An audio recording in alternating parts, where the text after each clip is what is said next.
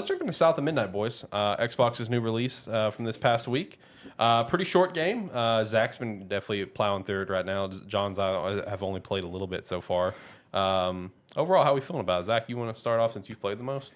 I mean, I've been enjoying it. It's a nice, just sort of a smaller game you can pretty much get into and probably beat within about like 3 or 4 game sessions. Yeah, it's pretty quick. Because, I mean, yeah, as y'all have both mentioned off, the first couple chapters are fairly quick.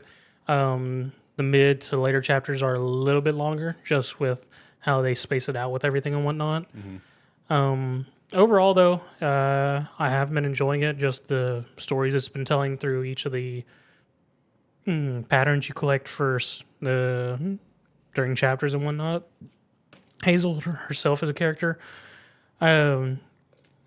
she's not a bad character. I mean, she sort of fits in the whole teenager suddenly found powers and, Trope, yeah. Yeah, and there's just one moment that I've gone through that I literally just, it was happening. I was like, I've lost it because it's the trope of she's doing something stupid because adolescence, when literally the rest of the time her character would most definitely, if it stayed in her character, should have realized what the hell was going on based on just collectibles you find, because she actively makes comments about it when you read stuff. Yeah. She actively notes that, hey, the players found this, and then just other stuff that's happening, and just like the context clues that should have been there, and just been like, oh, this is probably what's going to, but nope, adolescence and blind rage. And I was like, all right, I hate this part. There's no point to this, but I guess we're doing it. Right. No, I know for me, like immediately coming into the game, I was immediately impressed with what I was already impressed with to begin with, just the art style, just the entire art approach of the game. The art is very wonderful. Nice. I was going to say, question about the art style. Are you playing with the stop motion? Yes, I am actually. You can turn that off. If you can turn it off, I didn't know. You can turn it off. If you turn it off, it keeps it for cutscenes, but gameplay-wise, it's just smooth. Yeah, I didn't know you could turn it off, so See, I guess I am. I like the stop motion, so I kept it on because during that like initial cutscene, I went, is this stop motion? You're talking about the very beginning, right? Yeah. Okay, because I thought the same thing. I'm watching this. I'm like, what am I watching? Because I didn't realize they were going to do stop motion. Yeah, I didn't but know I'm either. completely fine with it because I enjoy stop motion art and whatnot. So I've just left it on. Yeah, so I didn't know you could turn it off. So yes, I turned I've it got off for gameplay, but in all cutscenes, it comes back. Okay. Which it works in the cutscenes, but it was driving me a bit crazy. Gotcha.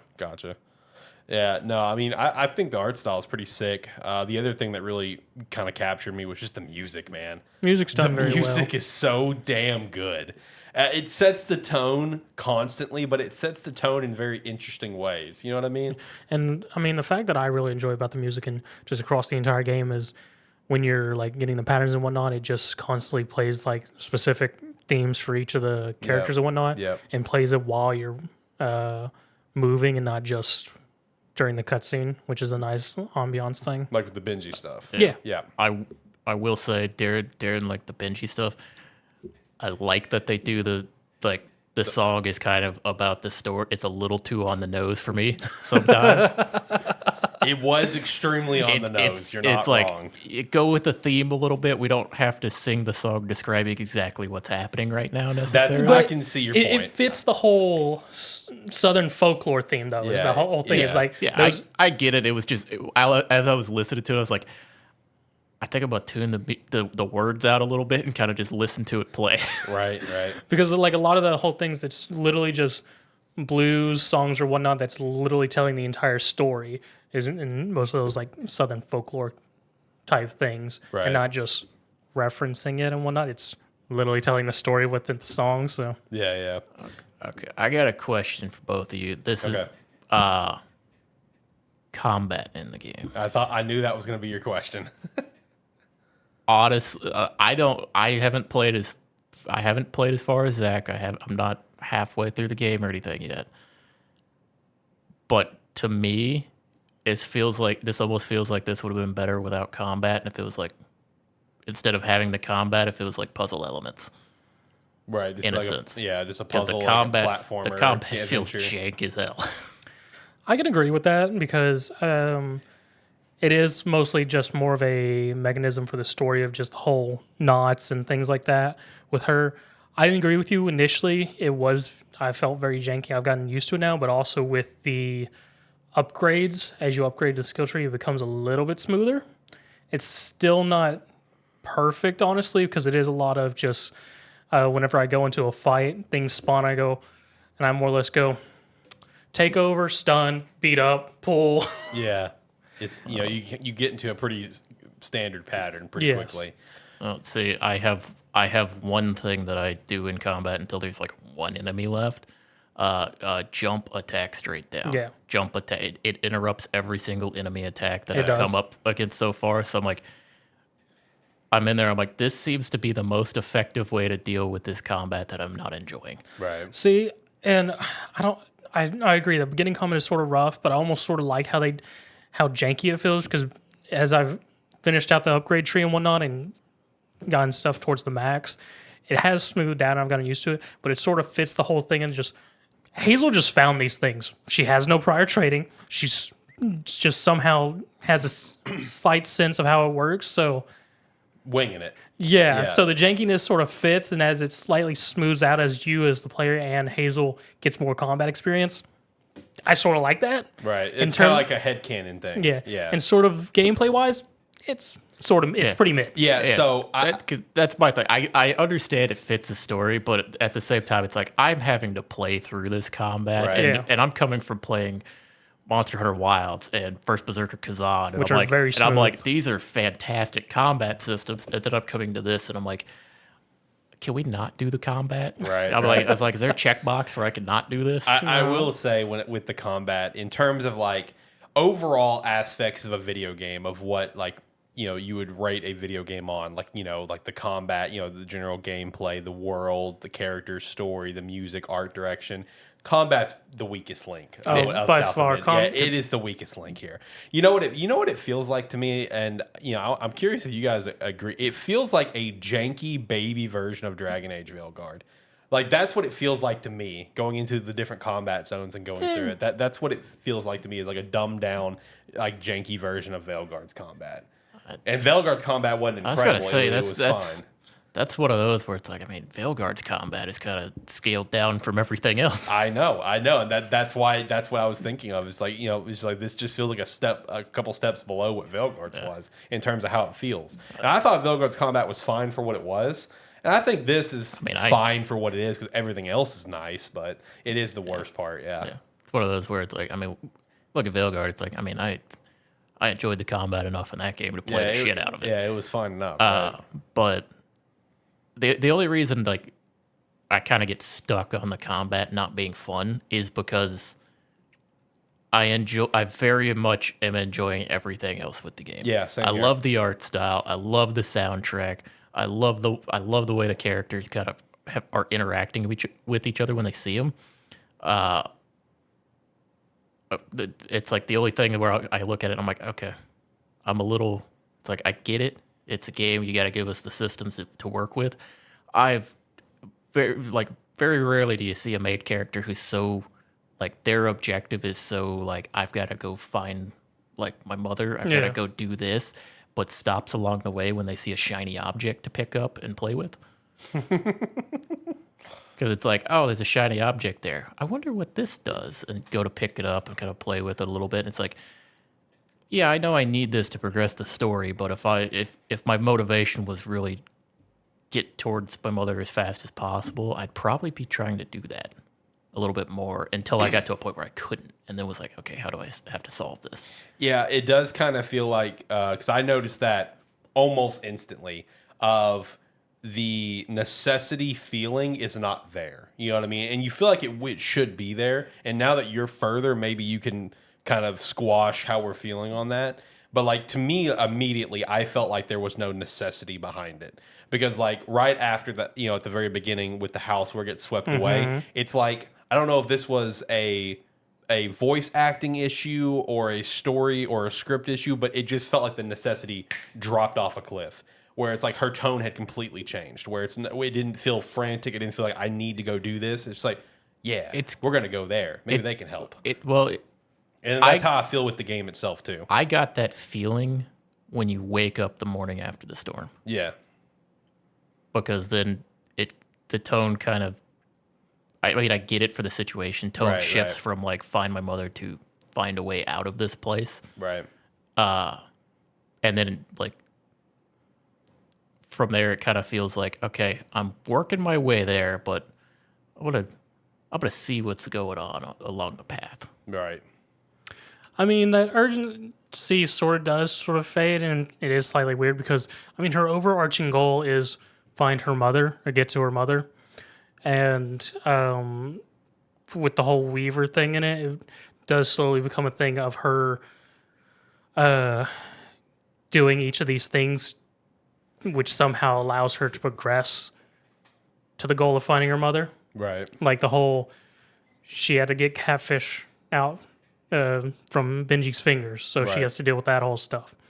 Then there's, after that, traveling across whatever, Prospero or whatever their town name is. Mm-hmm. You're going through the hurricane-ravaged parts of the city where, while also getting chased by the alligator two-toed Tom, and to the point of where you deal with that, so you have an alligator stop chasing you. Mm-hmm. And then she gets her next lead and goes somewhere else to try and talk to somebody who may know where her mother is. And that leads to a whole other thing of her stopping to be like, in the process of trying to find her mother, she caused this incident, so she wants to help deal with said incident. Right. Which then leads to her finding her other lead, which, and so on and so forth. Right. So it's more or less of, she gets a side quest everywhere she goes.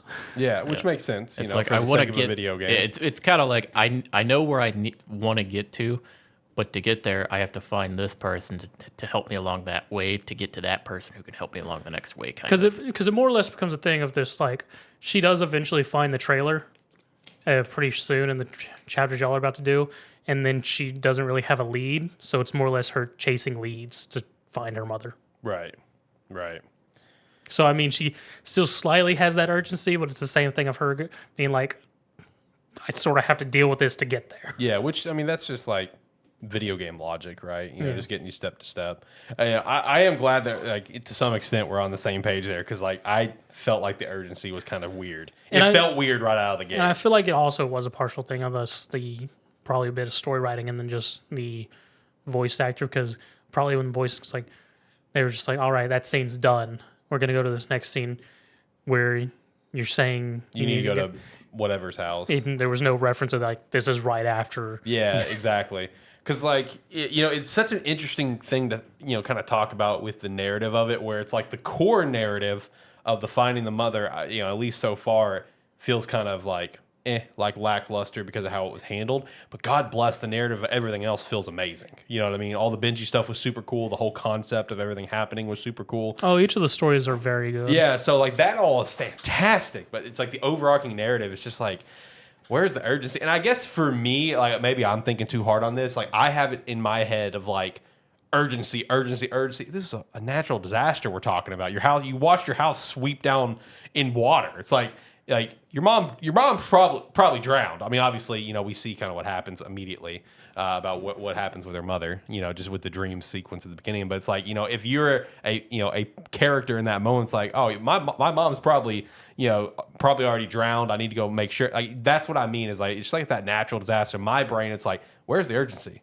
It's like, where's the urgency to like, at least can we? I understand we got to do side quests and this and that, but can we be a little more frantic about it? I don't know. That's maybe I'm nitpicking. I don't know. In my mind, in that kind of, I mean, I guess some people would be frantic, but in my mind, it's just a thing of like, as you said, it's a natural disaster. We saw what happened. Yeah. I have something like that. I would be doing everything I can to try and find out the information I wanted to or get to where I need it. But in my mind, I would also try and remain as calm as possible so I don't do anything stupid. Right. Yeah.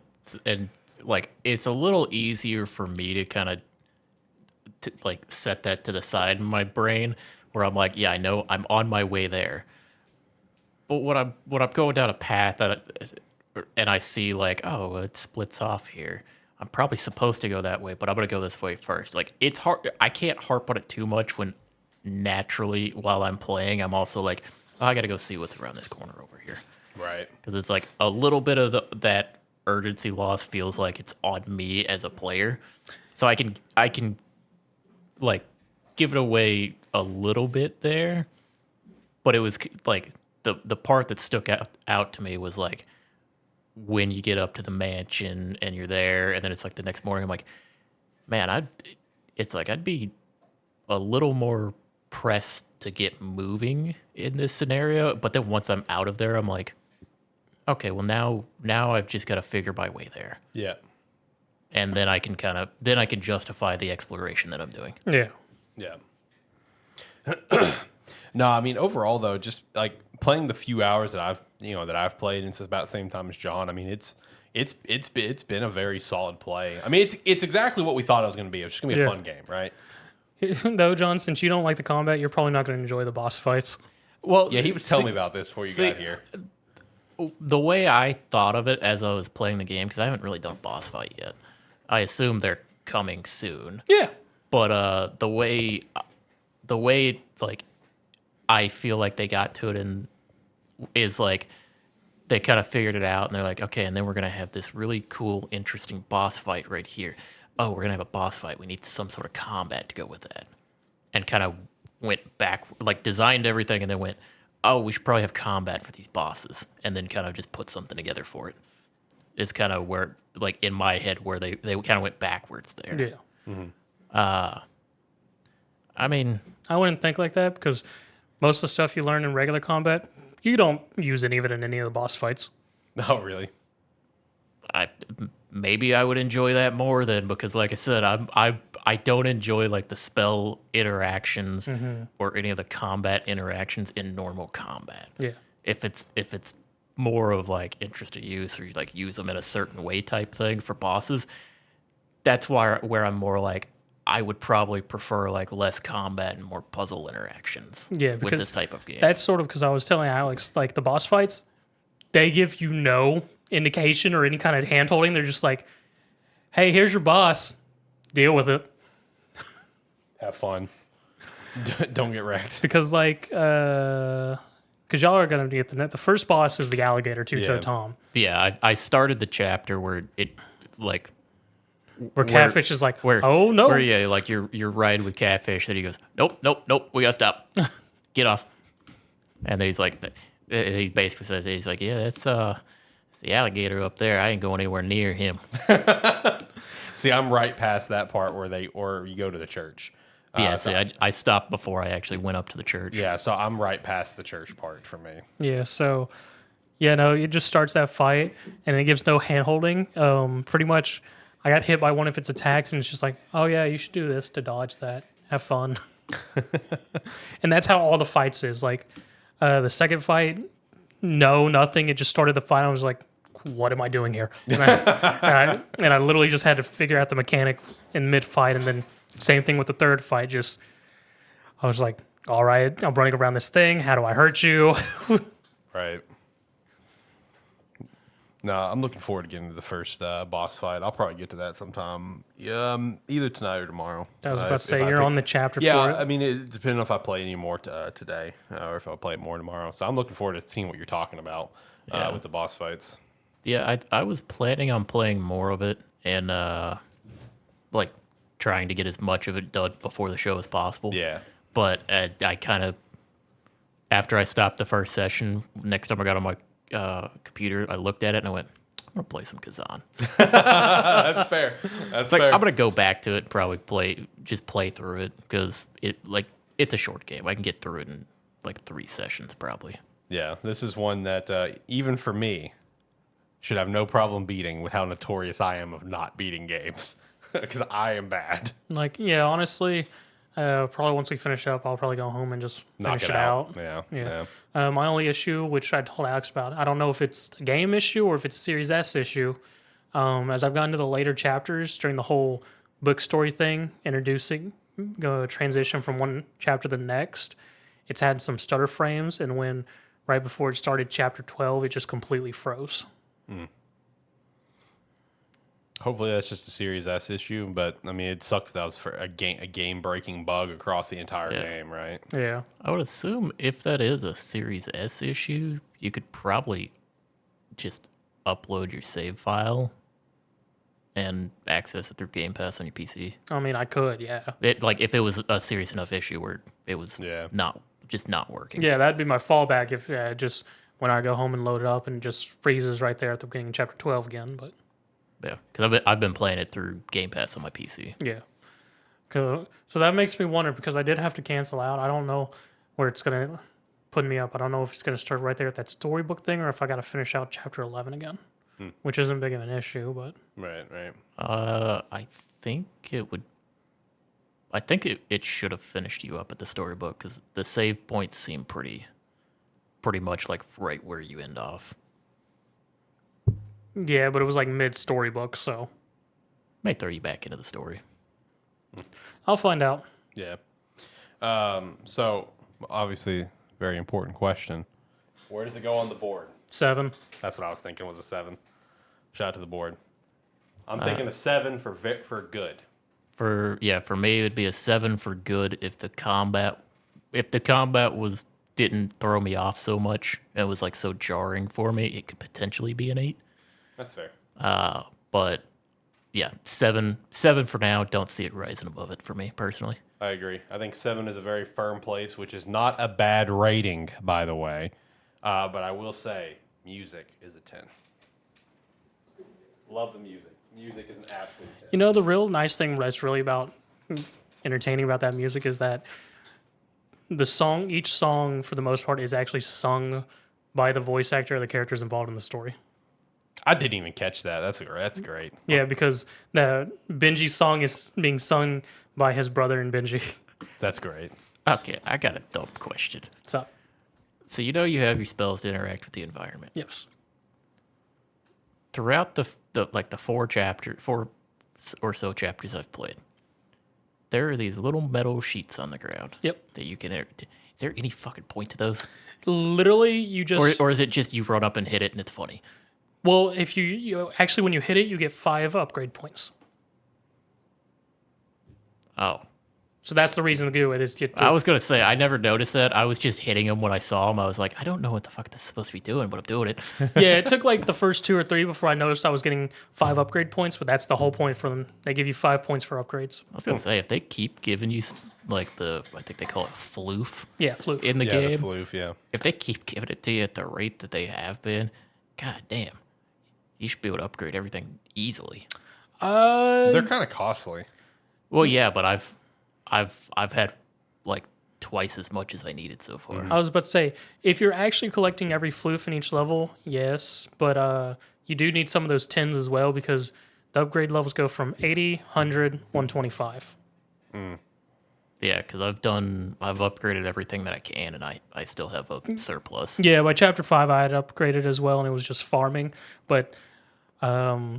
But I also am like, if I see one, I try to figure out how to get it. Yeah, I pretty much do that as well. The big things that I've really made sure I got were the health filaments, because your health at the beginning is really crap. But you only get like one of those per stage, and it takes 3 to raise your health bar. And there's not even always one on every stage. But I mean, for the most part, you should be able to upgrade everything by the end because I only got 2 things left to upgrade to max out everything. And as I said, I'm on chapter 12, so I still got 2, maybe 3 chapters to farm enough for it. And usually on the longer chapters, there's over at least 200 upgrade points. Gotcha.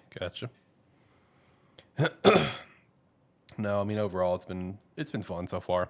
I'll be looking forward to hearing your thoughts whenever you beat it. Assuming you're gonna beat it tonight. If you beat it tonight, shoot us a message. I'm just curious your final thoughts when you beat it. Okay. Yeah, because it is a pretty short game. So again, it's like, look, if you got Game Pass, it's a short game. You can hop in, have some fun with it. While the combat may be like the worst part of it, doesn't necessarily mean it's terrible. It's just the worst part of it. Yeah. Everything else is fantastic, though. And while I did go on for a bit about the combat and not necessarily enjoying it, the combat is a minimal part of the game. Yes. Yeah, true. Most of the time, you are like running around exploring, listening to the soundtrack. Yeah. and just traversing the I environment. was about to say, for the most part, the only combats you do are boss fights, stuff involved with the tangles, and I've only had like 1 or 2 offshoot fights that are just there to do for whatever reason. Right, right. No, fun experience so far. Shout out to South of Midnight. Like I said, it's on Game Pass. Give it a shot. No reason not to, especially since it's a short game.